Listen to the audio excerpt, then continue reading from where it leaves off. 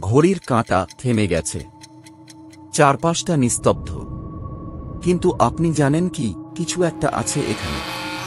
হয়তো পাশেই, হয়তো ঠিক আপনার পেছনে। আপনি প্রবেশ করছেন অশরীরীর কণ্ঠে। এখানে গল্প বলা হয় না, ভয় নিজেই আপনাকে খুঁজে নেয়। আপনি ভাবছেন এটা শুধুই একটা গল্প। ভুল করবেন না, কিছু কিছু গল্প শুধু বলা হয় না, বেঁচেও থাকে। আর সেই গল্পগুলোই আজ আপনাদেরকে শোনাব। ভয় পেলে এখনই থেমে যান, কারণ এরপর আর ফিরে যাওয়া নেই।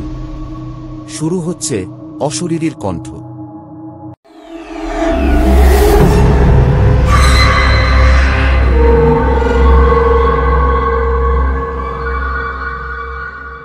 রাত তখন 12:30। কলকাতার এক পুরনো স্টেশন। নামটা আজ আর কেউ নেয় না। স্টেশনের বাতিগুলো আধো আলোয় টিমটিম করছিল, আর একমাত্র বসে থাকা যাত্রী ছিল অরিন্দম। সে ফিরছিল নিজের ফ্ল্যাটে অফিসের কাজ শেষে, কিন্তু তার রুটের শেষ ট্রেনটা ছিল 12:45-এ।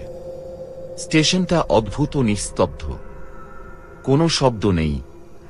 কুকুরের ঘেউ ঘেউ, ঘুমন্ত হকারের নাক ডাকার শব্দ, সবকিছু যেন হঠাৎ উবে গেছে। অরিন্দম বারবার ঘড়ি দেখছিল, সময় গড়িয়ে যাচ্ছে। আর তখনই সে লক্ষ্য করল স্টেশনের ঘড়িটা বন্ধ, সময় 12:45-এ আটকে আছে। সে ভাবল ব্যাটারির সমস্যা, কিন্তু মোবাইলেও ঠিক একই সময় 12:45, আর মোবাইলে কোনো নেটওয়ার্ক নেই। কেমন একটা শীতল বাতাস বয়ে গেল তার গায়ের ওপর দিয়ে। হঠাৎ দূরে একটা হুইসেল শোনা গেল। ট্রেন আসছে, কিন্তু অদ্ভুত ব্যাপার হলো রেললাইনে কোনো আলো নেই, তবুও ট্রেনের শব্দ কানে ভেসে আসছে। অন্ধকার কুয়াশার ভেতর দিয়ে এক পুরনো ধাঁচের ট্রেন এসে ঢুকল প্ল্যাটফর্মে। ট্রেনটা যেন অনেক পুরনো, জানালাগুলোয় যাত্রীদের ছায়া, কিন্তু তারা কেউ নড়ছে না। সবাই যেন পাথরের মূর্তি। গার্ড কেবিনে কেউই নেই, কিন্তু দরজা খুলে গেল আপনা আপনি। অরিন্দম কিছু বুঝে ওঠার আগেই দরজা থেকে ভেসে এলো এক কণ্ঠ, তোমার জন্যই তো এসেছি, চলো, সময় হয়ে গিয়েছে। ভয় আর কৌতূহলের মিশ্রণে অরিন্দম উঠে পড়ল ট্রেনে।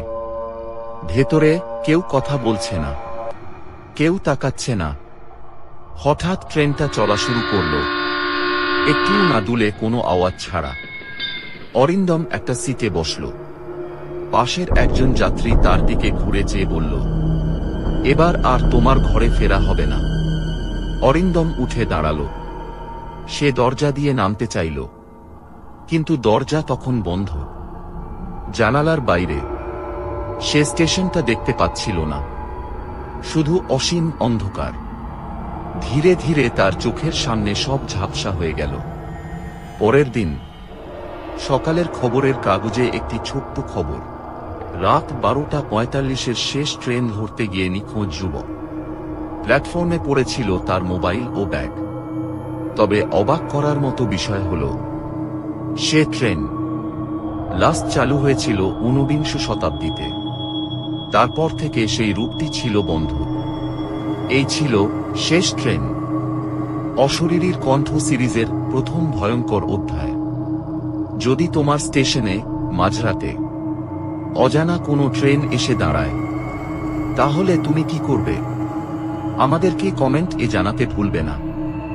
এইরকম আরও ভৌতিক গল্প শুনতে চ্যানেলটি সাবস্ক্রাইব করুন। পরবর্তী পর্বে দেখা হবে। আয়নার ওপারে কেউ আছে। সবাই ভালো থাকবেন, সুস্থ থাকবেন।